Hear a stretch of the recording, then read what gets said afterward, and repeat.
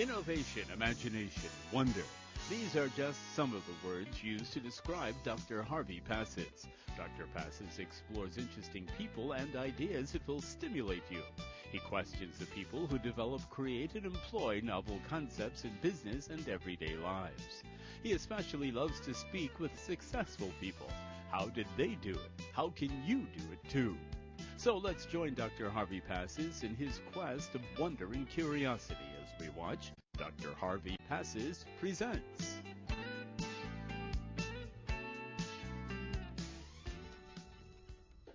It certainly should be no secret to you that I have this wonderful love affair with Long Island. Anything about Long Island. Well, there's one part of Long Island that I'm going to bring to you today. It's actually an older mistress. Yeah, I'll say that. My wife could be watching right now. It's an older mistress, and we're going to be talking about something that some of you might not have even given a clue to thinking about. Yes, it does relate to Long Island wines, but there's an aspect here that has been overlooked, and that is older wines from Long Island. Usually we think of wines from Long Island. Well, they're grown and they're crushed and they're fermented and they're bottled and obviously they're aged a little bit, and then they're bottled, and then they're opened again and drunk, and that's it. But there's a whole other area here that a lot of people should be aware of, and we're going to talk about that today, and that will be older, aged Long Island wines, what they taste like, and what the differences are between their counterparts that are younger. And I've asked two good friends of mine, who certainly are no stranger to you if you've been watching the show.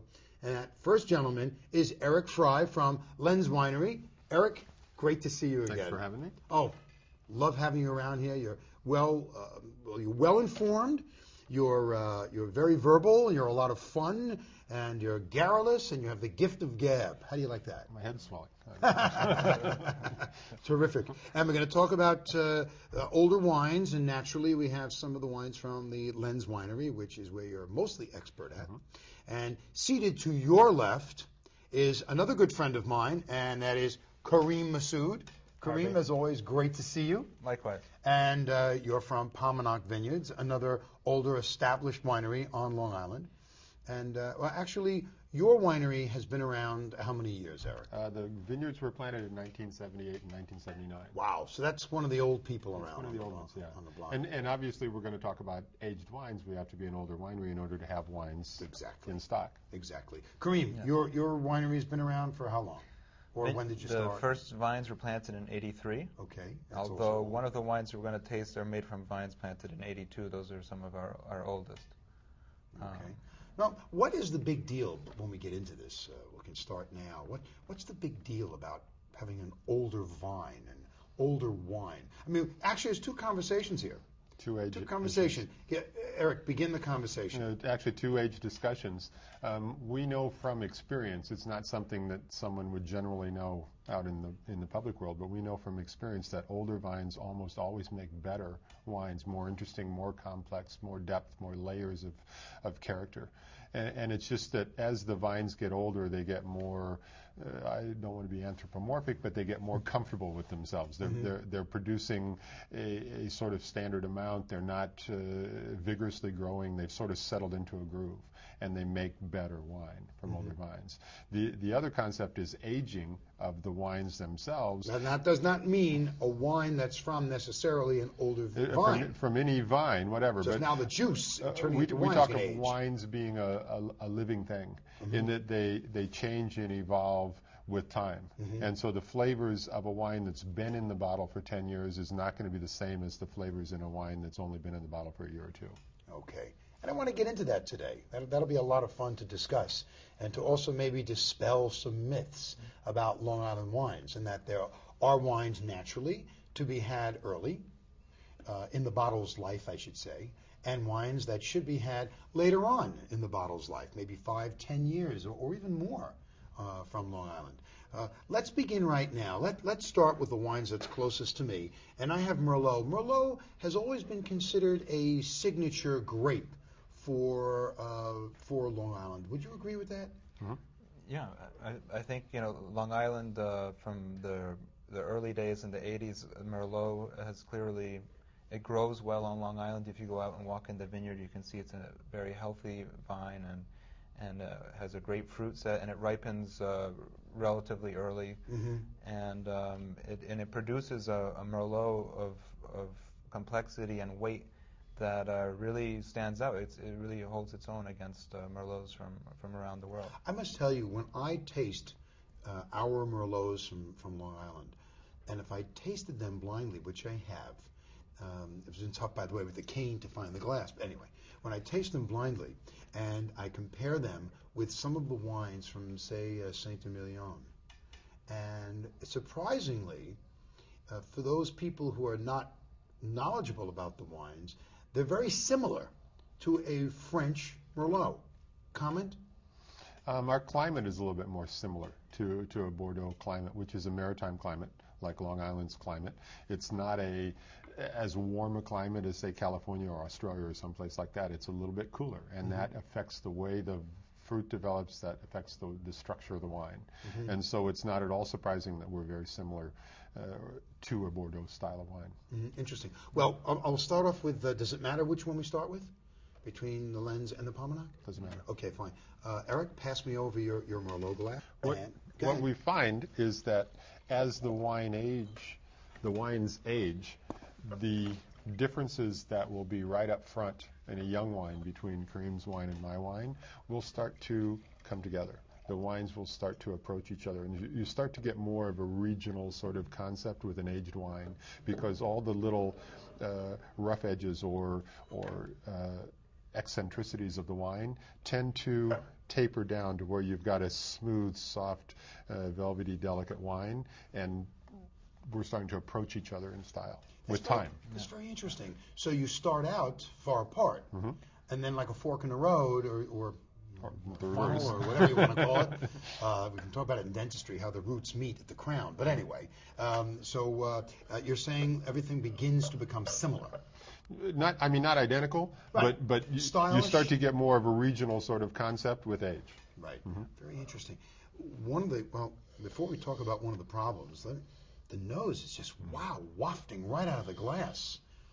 And it's very, very fat nose. I mean, there's no mistaking this. I mean, this wine is absolutely elegant, juicy. There are two aspects with an aged wine that we talk about. One is aroma or bouquet. Bouquet is actually simply aroma that's developed in the bottle. And an aged wine tends to have a more elegant, ephemeral sort of aroma. And it also tends to be fairly powerful and waft out of the glass. Absolutely. I mean, these are all 95s that we're tasting today. And what was so special about 95?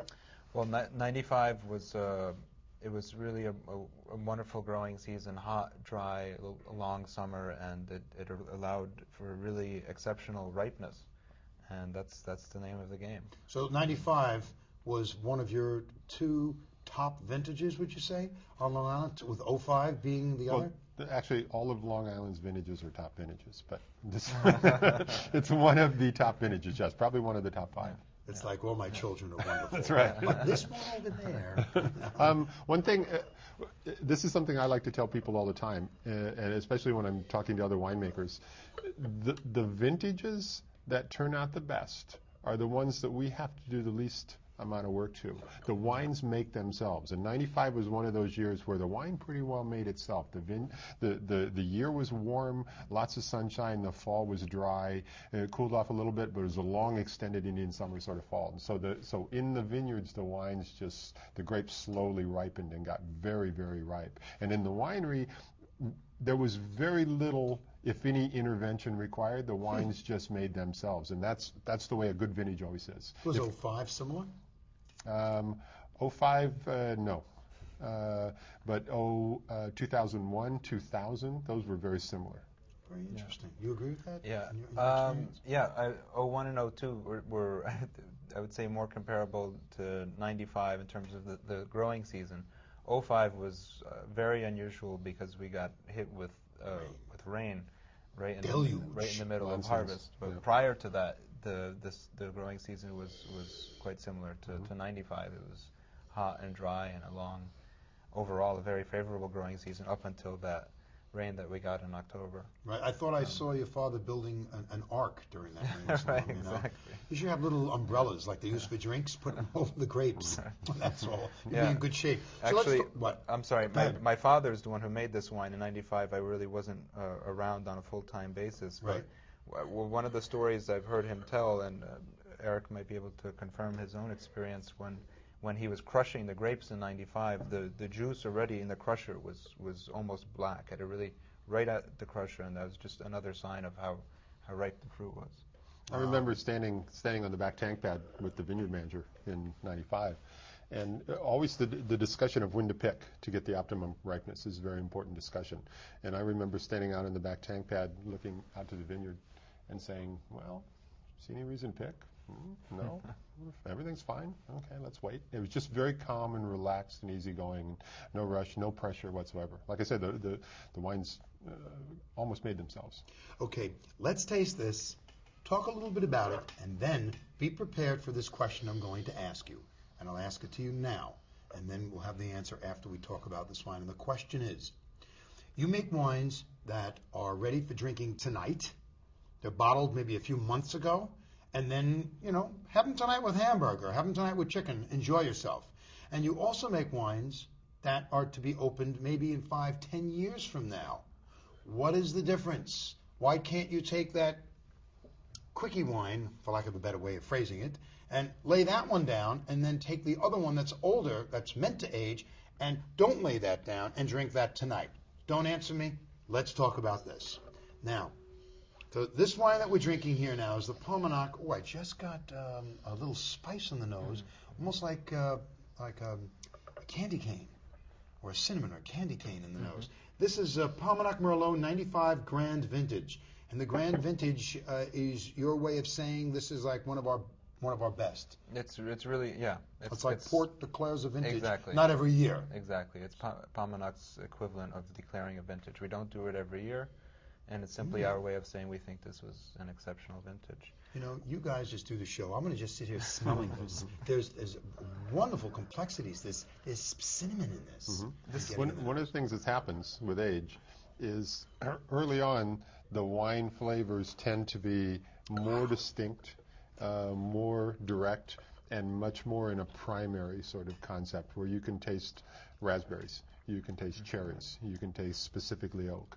With age, the flavors tend to evolve and change and blend together to the point where you get complexity and less of a primary sort of concept, where now you're getting like an overall fruitiness, but it's not like simply cherries. It's just an overall fruitiness and a nuttiness and a spiciness. So the flavors have evolved. It's like a good chef, knowing how to blend all the food. So when you taste the dish, you don't go, wow, taste that garlic. Taste that onion. It all blends into one flavor. What were you saying, Kurt? As you were beginning to say before about the difference between a wine meant for aging and a young wine meant for more immediate consumption, that's exactly the difference. As the wine evolves, you develop that complexity that Eric was talking about. And if you do that with a wine that's not meant for aging, that's going to be usually doesn't have the same raw materials. What I mean by that is just ripe grapes. Mm-hmm.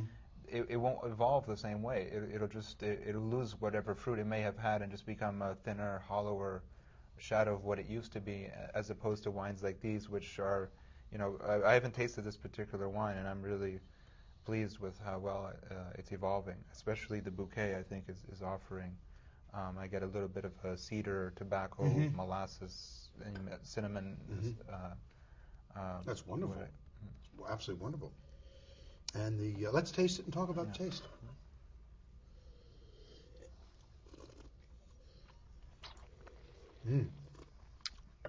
Wow. It doesn't fool you. It comes through on the taste as well. What I'm smelling is there in the mouth. Still bright and fresh. Very nutty. I get a very nutty sort of component. Smooth, soft, very velvety in the mouth. Very uncharacteristic of what the average American would think, because the average American today, I have to say, this is my own, Harvey's opinion based on nothing. is that the average American probably drinks a lot of California wine in this country. It's probably the number one area people buy wines. And this is so European in style, in flavor, and experience in the mouth. If you're looking for a California experience, don't look to Long Island wines. If you're looking more for a European, or I should say the Long Island experience, but we're not large enough and around long enough to say the Long Island experience because people will not know what you're talking about. This is just a very elegant wine that needs an elegant dish. This is definitely a magnificent I have wine. winemaking friends from California that come to visit and stop by Lens and say, when are you going to come out and visit in California? And I apologize and say, sorry, when I get time off, I go the other direction. Because that's where the inspiration comes from, because their conditions are much more like ours. The wines are much more like ours. Right. There's no question about it. This is a very mature, sophisticated wine. This is not a wine for the faint of heart. This isn't a wine for someone who wants to get into it and he's only, had soda. And then you take this. I mean, this is really, it's a huge wine. It's a massive wine. And anyone tasting this would be very, very surprised and say, that's Long Island? Yeah. Very surprising. Yeah, once again, it's not simple flavors. So someone that's just getting into wine and getting to know wine might appreciate the simple flavors more because they're more recognizable. And these are actually flavors that are much more difficult to recognize. This is also wine that you sip. Mm-hmm. Yeah. You don't quaff this. And it's hard to switch gears, like you were saying. If you're accustomed to a typical California Merlot, because there's a wide range, but if you're accustomed to something that's more fruit forward, Fruit jammy, bomb. high alcohol. Right. You really, what you should do, what I would suggest if you're not accustomed to these wines, to Bordeaux wines, is to get a bottle of Bordeaux and one of these and taste them side by side. And I only say that because at least Bordeaux has much longer history, and people are hundreds and hundreds might be more likely to say, okay, let's and you taste them side by side, taste them blind, however you like. And as we've been discussing, I mean, I think there are quite a lot of similarities. I think people would be very surprised. Absolutely. Now, let's move on. Okay. Unfortunately, it kills me to do that. Kills me to do that. Okay, let's gravitate now to the lens. And again, Merlot and estate selection. What does that mean? Technically, it simply means we grew the grapes ourselves. We don't buy grapes. Lens doesn't buy or sell grapes, so we grow the grapes and we make wine out of what we grow. You have 100% responsibility for this wine. And control. Okay. Now let's see this wine. Interesting to have a comparison here. Oh, very interesting. A little different in the nose. Different in the nose. Yeah, no question of that. Less of the nutty character, a little bit more of a plummy sort of character. That's exactly what I was thinking of, a plumminess. It's very attractive. Sometimes people describe this as seductive. It kind of draws you in, and really, you know. I agree with your comments earlier about the wines coming together in style. Yeah. There's no question. Yep. The difference between these two wines is one, what you just said. There's no nuttiness in this wine. There's wood, and in a favorable way. I'm not saying this is not like it's too oak. It's not by any stretch. But they're similar, though, in their elegance and in the way the fruit is just very delicate. It's there plenty, but it is not a major player. Yeah, it's not pushy. It's more restrained. That's exactly right. And it's an example of less is more sort of concept, rather than just having it smack you in the face and be a primary flavor and just really. This is, you have to go into it a little bit. You have to look at it a little bit. You have to pay attention. But you're rewarded by the complexity when you do pay attention. God, I know you didn't make the 95, but your dad did. But I'll say this to both of you: you're both terrific winemakers. Terrific winemakers. Cheers. Because I have had the wines that you've made, and you're both terrific winemakers. My compliments to you. You need a real sophisticated, good, hearty beef or an elegant sauced French sauce chicken dish or something to go with this kind of wine. Kareem and I both agree, I think, on this, is we're both making wine to go with food. This is not I love your patio wine. definition of a food wine. Yeah. Say it again, please. The way to tell if you have a food wine is you taste the wine, put it in your mouth, swish it around, swallow it if you want, and then notice you're salivating. And when you're salivating, you need food. You want food. Your mouth is saying, give me food. Give me food. Give me food. Exactly right. It's exactly right. And it's a great definition. That's terrific. This wine is terrific. It's a truly mouth-watering sensation. Now look, before we get to these two bottles, we've got about some time left, not a lot, but have a discussion now. Why? Well, why don't we do this first? Put the Merlot on the side and get your Cabernet glass out, and let's pour that so it sits in the glass and aerates itself. Ooh. And then we can have a conversation. Eric? Okay. And the conversation is, how can you let my friend at home watching us have some information on why you have a wine that's made for immediate consumption, as you said earlier, and a wine that is not made for immediate consumption, that should be laid down, and we'll get to this in a minute, and what the difference is. Many people, laymen, would think, well, just buy the wine and just put it away, and hey, I'm putting it away, it's getting better. It's getting better. Not always. Okay, talk about that. How could the same properties, you got your properties, you have your properties. How could something from the same property, and you have a Merlot that you said immediate drinking, and you have a Merlot that's for layaway, lay it down. Explain, talk about that. First of all, notice we're tasting red wines. So when you're talking about aging wines, your first concept should be red versus white. And the difference between red and white is both color and tannin. And tannin is an antioxidant, or it's actually, it consumes the oxygen, and it evolves, it gets softer, it's smoother, more elegant, and changes with time and with age. And so you're usually talking about tannin structure in a wine with age.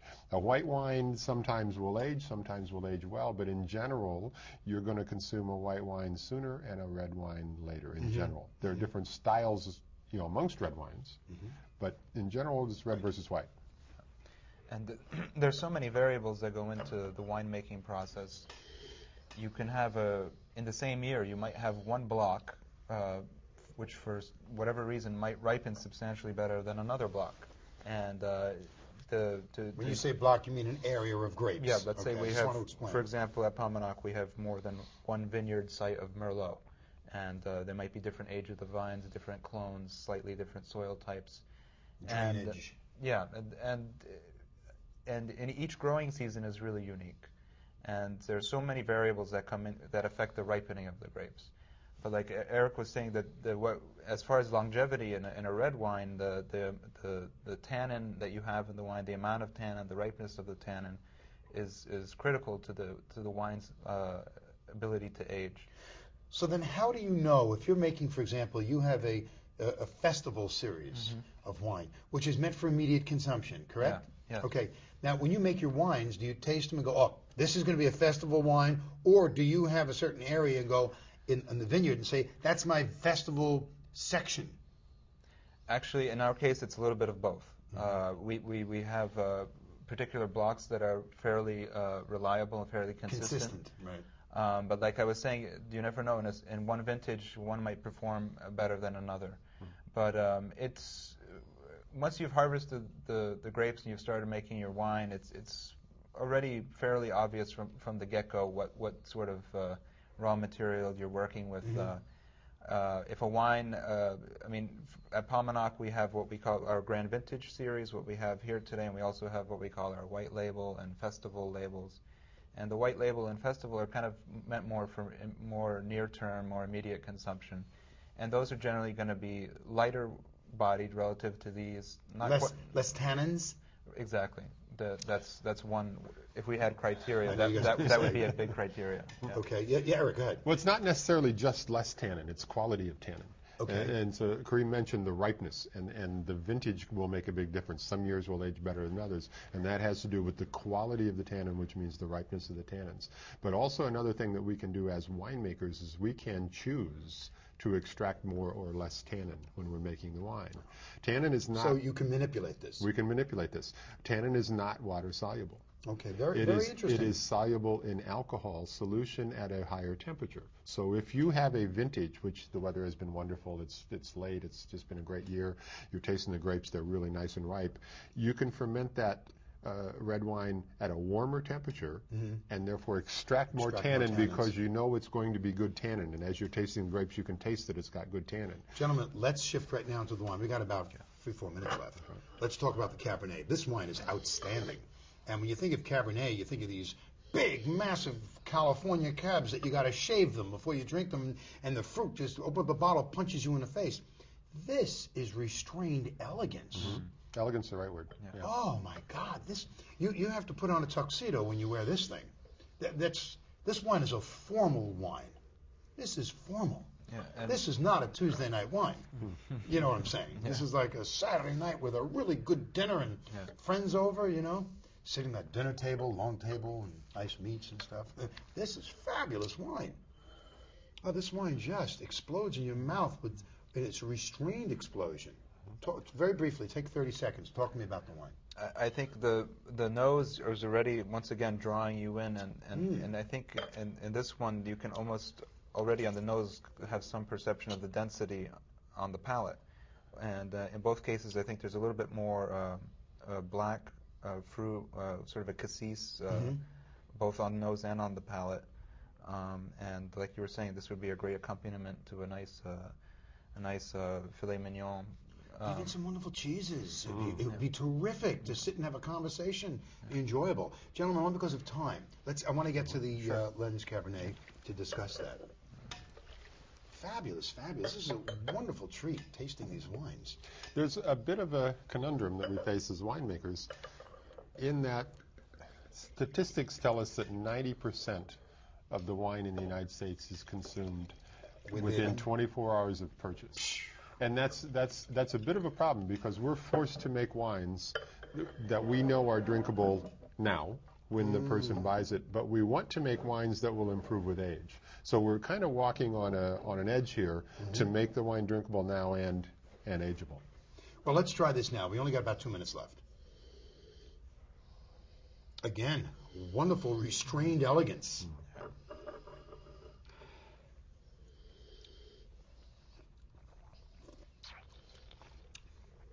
Oh, wow. The cassis, black currants, all the wonderful classic flavors that you would find in the wine.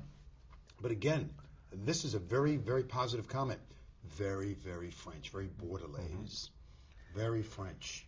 And we've just had the fourth of all these 95s, and what's so exciting here, and that's the whole point, I think, of this conversation, is they're still very vibrant.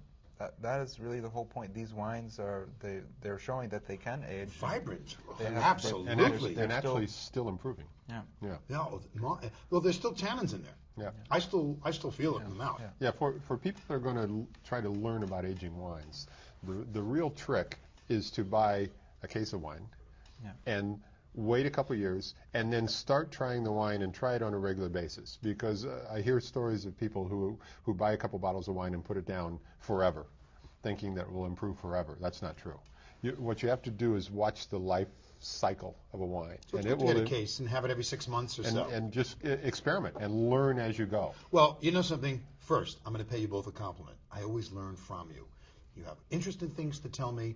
I become informed, I become educated, and I become a much better wine consumer because of the information. I learned a lot from you gentlemen today. We're out of time. Time goes by just like that. Eric Fry, Lens Winery, thank you very much. Kareem Massoud, Palmerac Vineyards, thank you very much. And helping me to let my friend at home know how all the wines on Long Island can age. Not all of them, but there are many that can. And the question is, you can just go to the winery, speak to the winemakers, and just say, which wine should I use to lay down so that I can enjoy myself? I want to thank you very much. You'll come back? Love to. Great. We'll do a show with food and wine on Long Island, and we'll also do a show with you with sparkling wines. Okay. Terrific. Deal. Especially Yeah. older ones. Older. Great. Okay, and I hope that you come back and see some more of what we have from the wonderful resources and bounty of Long Island. Until then, Dr. Harvey Pass is saying, as these gentlemen know, whatever you do, do it with passion. So long. Toast, y'all.